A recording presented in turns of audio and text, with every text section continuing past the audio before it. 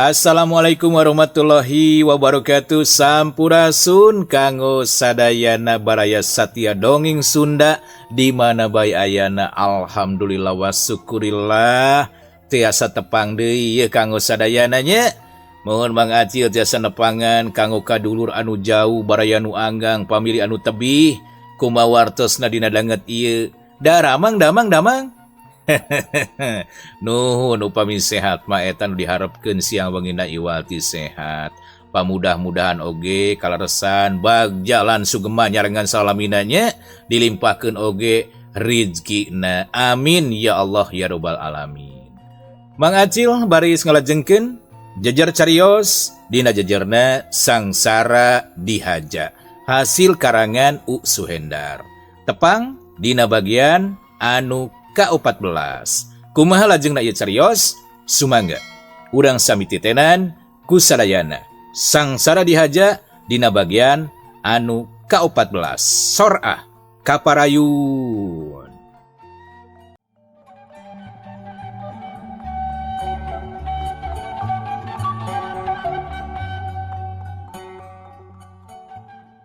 Punten itu juragan, abdi teh hoyong cumarios. Kitu oge pamit ka abotan. Kitu cenah ceuk eus.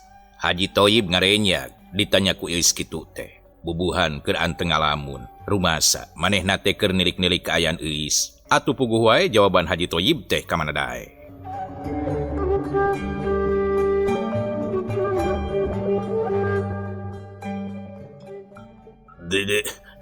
Dihapunten pisan.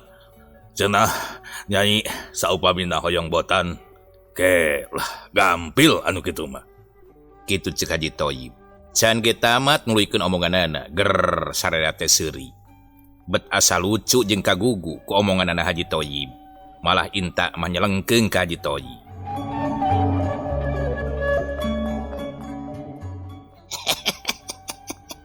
Sanes botan atuh agan anu dipimaksad ku teh eus mah. Tapi saurna teh kieu manawi teu kaabotan upami teh eus bade nyarios kitu eta teh juragan. Oh kitu sugan teh hoyong botan. Nah kuring teh atuh jadi teu puguh kieu nya. Ingatkan menjadi anak puguh bieu teh keur diwawaas kaayaanana di ditu. Maklum geus lila teu dilongok. Tangtos juragan. Upami tebih mah pastilah diwawaas. Nuju kumaha ayeuna, naha kumaha kaayaanana, acu kumaha, siga kumaha. Tapi upami ngalamun anu caket mah, teu kedah dilamun, da katingali jentulna tuh. Ngadenge ucapan inta kitu, Haji Thoyib teh ngageremet. Ngan arek nyarek ka inta di kawasa. Era kukula wargana Bah Ato. Saterusna Haji Thoyib malika eus, panasaran hayang apal naon anu rek dicaritakeun ku eus.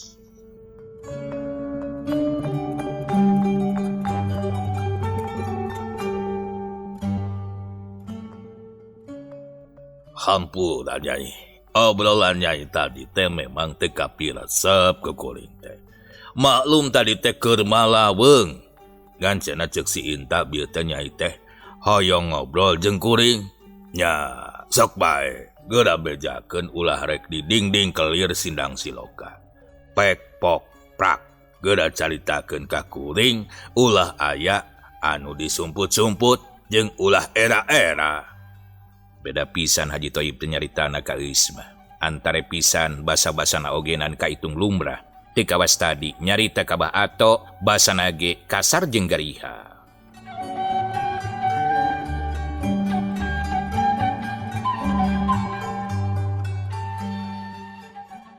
Ki juragan mangsad abdi teh perkawis hutang pihutang pun bapa ka juragan.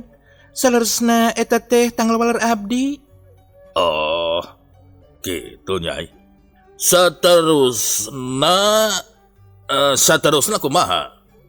Nyarita kituna teh Haji Thoyib bari mesret melong ka eus disidik-sidik. Beki sidik dirasa-rasa beki karasa. Tetela memang geulis eus teh. Akhirna Haji Thoyib bet katarik ati ka pentang rasa. Kagembang kuno geulis, kabandang kuno lenjang, kagelo kuno donto.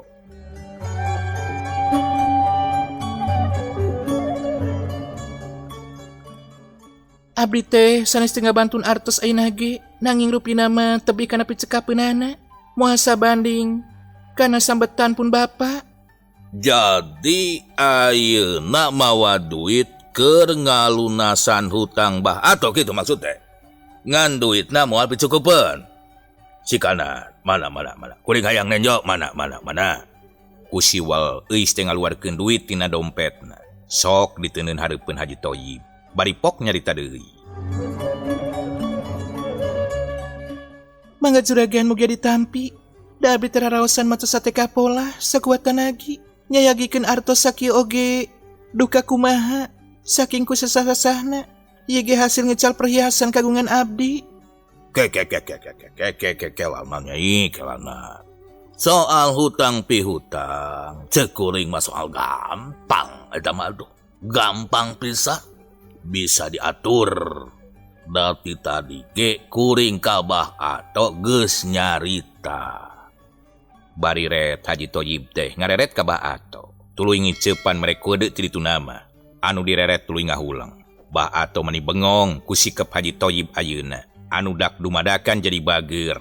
Tuluy ngagerentes dina jero hatena. Aneh pisan. Aneh ieu mah ya. Si Juragan Thoyib teh.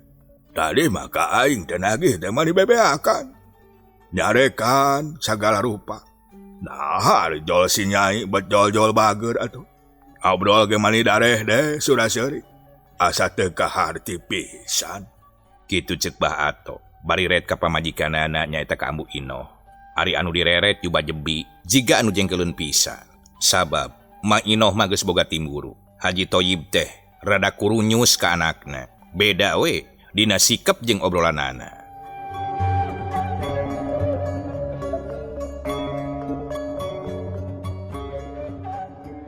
Duh, ampun teuing boa-boa tah si juragan teh. Rada-rada nurus tunyung. Aya pikir tah teu uyahan ka anak aing. Sabab beda semunana teh. Yey, rada purunyus kitu. Kelat-kelet teu pararugu. Sakapeung surah seuri teh kawas anu gelo. Panonna teh mani rutret ka luhur ka handap. Kawas sayang anu nyidik-nyidik ka si nyai. Beutu uyahan pisan tah. Mun tepikeun ka resep ka si nyai teh, bisa-bisa perang dunia katilu ta ieu mah yeuh. Kitu cenah gerentes hatena Ambu Inoh harita. Ka Haji Thoyib teh jiga malik ceuceub pisan. Maklum tadi nama. Omonganana heuras tur garihal. Bebeakan ngomong ka Bah Ato. Teu lila euis teh kadenge nyarita deui ka Haji Thoyib.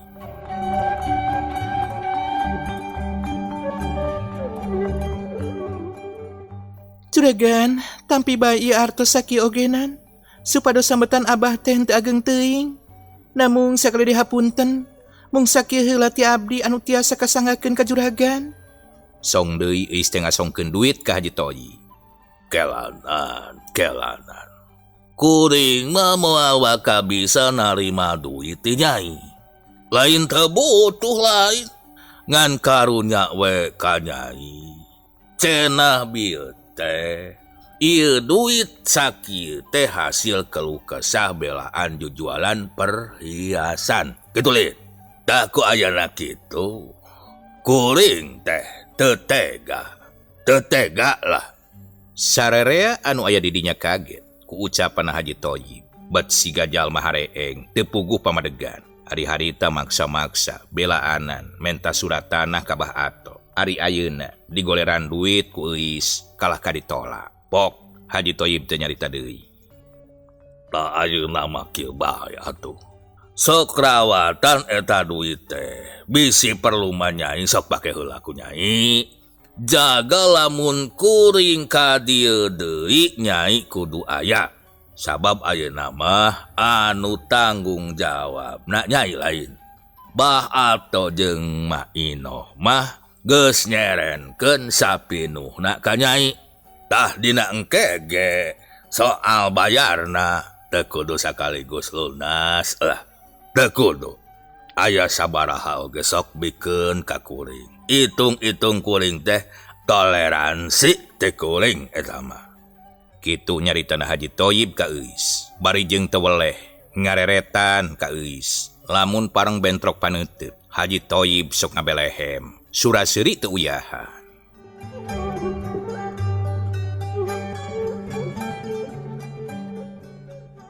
Ngadenge kitu Baato meningalius. Komo ambu inoh mah, beuki meber-meber wae eta bibirna berjeng jepi. Sakapeung nyingsat ka luhur ka handap, sakapeung deui ka kenca jeung ka katuhu. Bet kawas bibir anu keur miluan gobag, ari Inta gancang nutupan sungutna kedua dampaleungeunna. Bisi aya nu ngadengieun manehna teh seuri. Komo lamun kadenge kudu nu nganana, bisi ngadak-ngadak jadi ambak.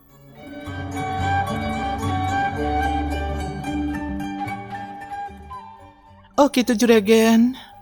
Nya mangga atuh upami kitu mah. Kebijaksanaan juragan. Ka Abah kali ambu. Dina perkawis sambetan tea. Nya lah, kitu bae. Nuhun sakieu ogenan, berarti geus aya tanggung jawabna kana urusan hutang pihutang. Soal cenah engke kuring teh meureun ka dieu deui ngan wayahna sakali deui nyai kudu aya. Sok arek nungtut babayar hutang mah gampang urusanana. Teu kudu sakaligus, sakumaha anu geus diobrolkeun tadi. Nuhun atuh juragan upami kitu mah abdi sakula wargi teh ngaraos bingah anu taya papadana. Dina kasayan juragan. Kitu cenah ceuk euis. Sanggeus kitu mah Haji Thoyib teh amitan ka pribumi. Sok sanajan dina kituna mah Haji Thoyib teh masih kene ngarasa betah aya di imah Baato teh. Betah sote peda aya euis meureun ngan hanyakal waktu maju ka burit alesan bisi peutingeun di jalan. Atuh geus kitu mah Haji Thoyib teh amitan ka Baato sakula warga. Cungcong sasalaman ngan waktu sasalaman jeung euis teu sirikna leungeun euis teh dikekeuweuk mung lesot. Resep cenah ningal ramona anu geulis. Rengse amitan Haji Thoyib jeung Inta teh mulang ka lemurna, nyaeta ka lemur Cimenong, dijajabkeun ku paneuteuk Baato sakula warga, nepikeun ka Haji Thoyib jeung Inta ngilesna dina pengkola.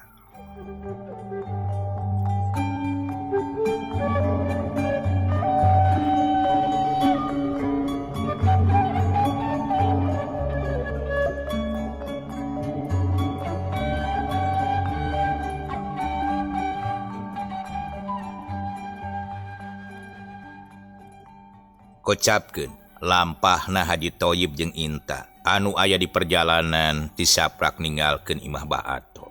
Inta teu woleh suraseuri. Haji Thoyib jadi hulang-hulang, pipikiran teu pararugu. Pok Inta teh ngamimitian nyarita, itung-itung ngabeberah kana kacape bari nitenan kaayaan sabudeureun di jalan anu kaliwatan. Juragan, maniku waasnya dina mangsana alam paso sore. Panon poe arek nyusup tah ke tukangeun gunung di papaes tah ku gumabyarna layung ti beulah kulon. Endahnya juragan, waas. Ya heuh atuh Inta. Arek teu endah kumaha, arek teu waas kumaha, da alam urang mah masih keneh asri. Ceuk Haji Thoyib bari tonggoy we manehna maleumpang. Samohon juragan. Sim kuring mah sok betah upami ninggal anu endah-endah teh kitu. Sok jol resep we abdi mah. Naon Inta? Ngomong lawan maneh teh euy. Samohon upami ningali nu endah juragan. Sok betah di sim abdi mah kitu. Ceuk Inta malikan dicaritanana. Nya heuh atuh. Da naon ogenan aya nu mantak pikabetaheunana. Lain Inta euy.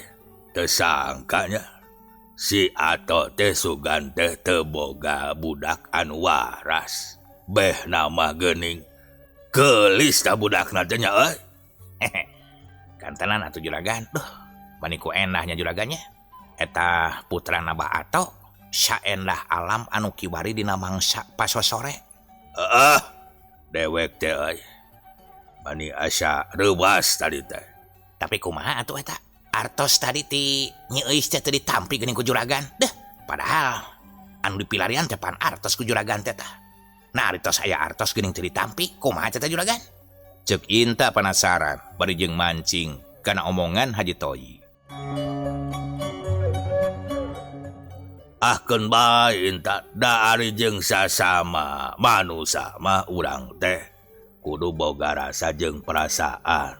Naon sababna kapan tali kadenge kumal teh. Yen anu rek mayar hutangna teh anakna nyaeta si Euis. Sedengkeun Euis boga duit sakitu teh ladang jujualan perhiasan anak. Kapan teh teh? Lamun duit lain ladang jujualan aman si be deh teh rek ditarima ku kuring teh. Cek Haji Toyib dari anaker. Somon. Dawan balik teh kana seuri inta. Oh, asa kayung yun di sim abdi mah juragan. Alah, gelisnya juragan. Endahnya. Gandeng sa tinta. Awas ulah loba omong si angka diimbah. Hareupeun si ibu maneh pepejeh ulah loba omong. Sabenerna mah kuring ge ngarasa kieu inta ieu. Tapi ieu mah rahasia urang duaan euy. Kade sia ulah loba omong. Kuncina aya di maneh? Kumaha tah? Kunci nana teh. Kuring teh euy, sok sanajan kieu kaayaan. Cetuk dawu, tapi da ari kahayang mah sarua we euy. Kolot sotenan kulit da ari kahayang mah sarua we euy. Rasa jeung perasaan mah da manusia. Cek Haji Toyib bari ngaraneg leumpangna. Somohon juragan. Kumaha kitu? Jol-jol aya rasa teu pararuguh eta nempo budak nasi ato kuring teh. Tapi kade sasekali deui. Tong loba omong kasih ibu. Bahaya iya. Awas ya. Iraha urang nagih deui kasih ato. Tapi sakirana aya si Eis. Lamun sakirana eueuh mah teu perlu nganjang. Jadi urang teh itung-itung engke ngalongo kebon anu dikaler. Kecuang nyimpang kasih ato. Kitu wae nama. Sak bedokeun lempangna bisi beureun mantan ya. Mangga juragan. Abdi masuk jol-jol hoyong ka kebon ieu teh. Geus, gandeng sa inta lah. Kitu gunem caturna Haji Toyib jeung badegana Inta sajeroning di perjalanan anu ngajugjug ka lemurna samulangna tibah ato.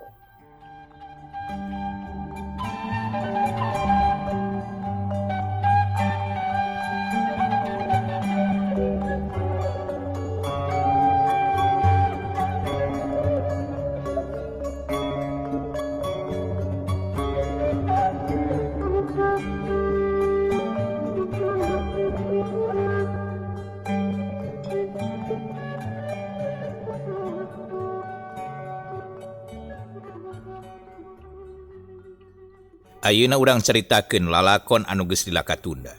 Kebat perlampahanana Usman, manehna leumpang maju ngidul, mapay jalan satapak malipir ka sisi pasir, nyorang kebon jeung tegalan. Peuting beuki jempling, hawa karasa tiis, angin peuting ngahiliwir, nebak kana dangdaunan. Aroyag pating korosak ngajajabkeun Usman anu rek ngalalana neangan guru.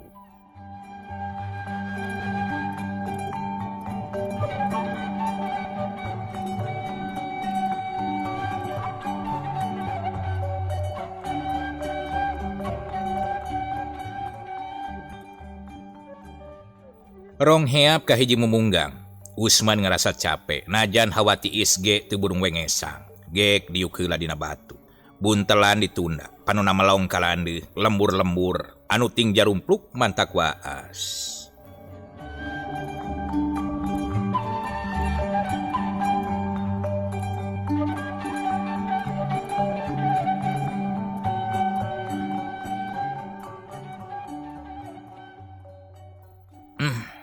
Geningan ku endahnya.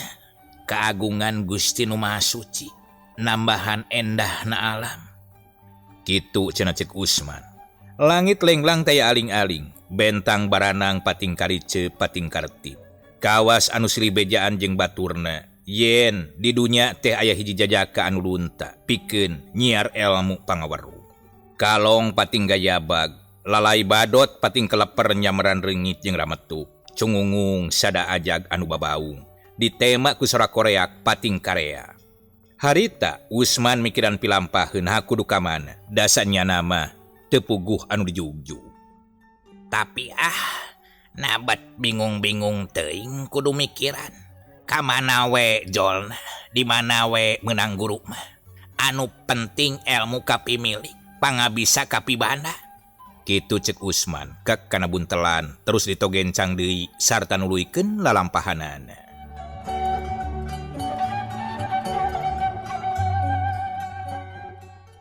Waktu terus maju, peuting beuki jempling. Usman terus lumampah para tepikeun ka subuh. Ari berai berang bet kaparengan tepikeun ka sisi lembur. Breh manggih tajug, aya cai ngagolontor. Usman eureun heula di dinya, ngadon mandi bebersih sarta salat subuh heula. Sanggeus reureuh sakedeung, terus lempang deui. Usman ayeuna mah beda, anu peuting katiisan, ayeuna mah kapanasan. Kesa ngucur tonggong baseuh, napas ngahegak bakating ku capek. Nya akhirna manggih anu iuh handapeun tangkal kai, reg Usman teh eureun heula, diuk dina akar bari jeung ngagebran dada.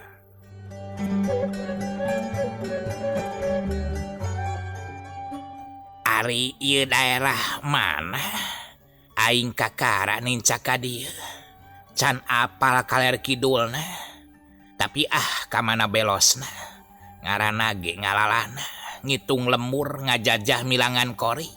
Cek Usman ngomong sorangan. Keur jongjon kitu, ujug-ujug koceak anu ngajerit mantak kuatir. Usman tereuwas. Terus manehna ngorejat, kop kana buntelan. Jeleng, luluncatan muruka tempat datangna sora. Arigo ka hiji tempat, aya hiji mojang keur undur-unduran dina gawir, panonna melong, kana orai anu sagede bitis. Uluna calengge, matana molotot ka nyi mojang. Waduh, bahaya ieu mah yeuh. Cicing heula. Ulah obah. Cek Usman bari nunda buntelan, kek kana batu sagede kalapa. Teu anta parah deui. Hiu beluar dibaledogkeun kana orai. Diparangkeun keuna, blug ninggang kana tenggahna pisan. Buringkal, orai teh buburingkalan. Huluna malika tukang, buntutna melitan batu teu bisa walakaya. Ari Nyi Mojang ngahulang teu bisa hojah, lantaran aya di tempat hara-haraeun, kagigir gawir ka tukang jungkrang. Ari kahareup dipegat orai. Tapi sanggeus nenjo orai teu walakaya, jigana teh getihan deui, hatena ngemplong asa ditumbu umur. Usman anu harita aya dipeuntaseun balumbang ngemplong deui. Sabab pamaledogna ngan sakali, langsung keuna mani-meneran pisan. Atuh tenang geus kitu mah, tuluy mapai kana sasak awi, ngadeuketan ka Nyi Mojang anu rek meuntas.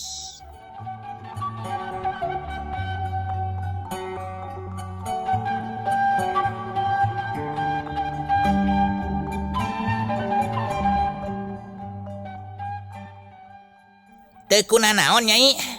Cek Usman bari melong. Henteu Kak. Duh, untung aya salira abdi keueung. Temal Nyi Mojang bari marahmai, dunya asa ngalegaan deui. Kalaresan we ieu mah.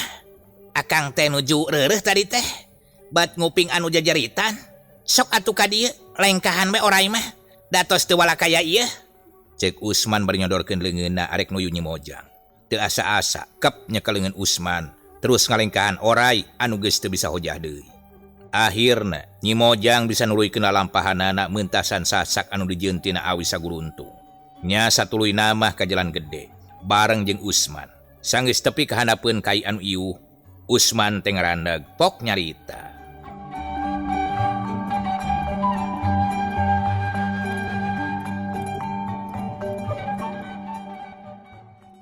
Akang mah dugikeun ka dieu bae. Da bade teras kawetan. Kawetan ka mana, Kak? Nyi Mojang nanya bari jeung neuteub, katara sorot panonna teh bangun hanjelu. Duka ka mana? Sabab akang teh keur ngalalana teu puguh anu dijugjug. Estu nuturkeun indung suku bae. Temal Usman nyaritana sajujurna.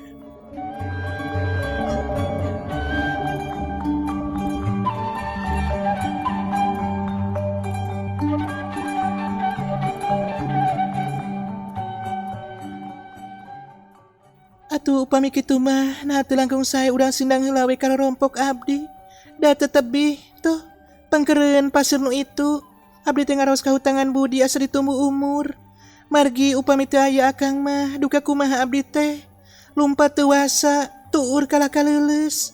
Mangkaning teh aya tempat keur ngejat dari nu hara-haraeun.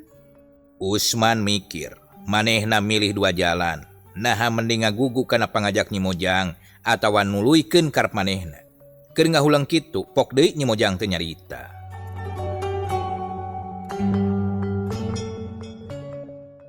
Saya nama mangga sindang heula ku abdi bade dikenalkeun sareng pun aki. Bilih engke kapayun aya itu ieu. Sonteneun, poekeun atanapi naon bae. Supados tiasa silih tulungan. Oh, mangga atuh Nyai. Tapi saha jenengan teh? Akang Ma Usman katelah teh. Cek Usman sonagar naker ngenalkeun dirina. Bari nanyakeun ngaran Nyi Mojang.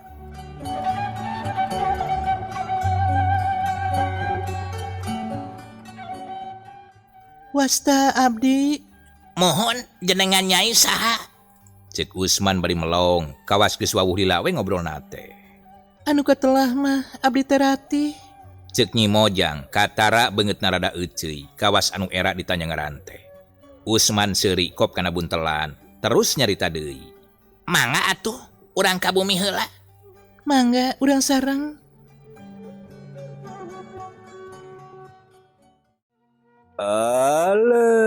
Sok hanya kalpisan waktosna anu parantos nyekapan jajar carios sang saradihaja dina bagian anu ka-14 hasil karangan U Suhendar dicekapkeun dugikeun ka dieu heula. Insyaallah urang dirajengkeun deui kanggo episode anu salajengna. Mang Acil Gentra Suara ngahaturkeun nuhun tina naon rupi prahatosanana, hapunten tina sagala rupi kakiranganana. Permios sanes teu sono pamitan sanes besenan dipungkas billahi bismillah. Wassalamualaikum warahmatullahi wabarakatuh.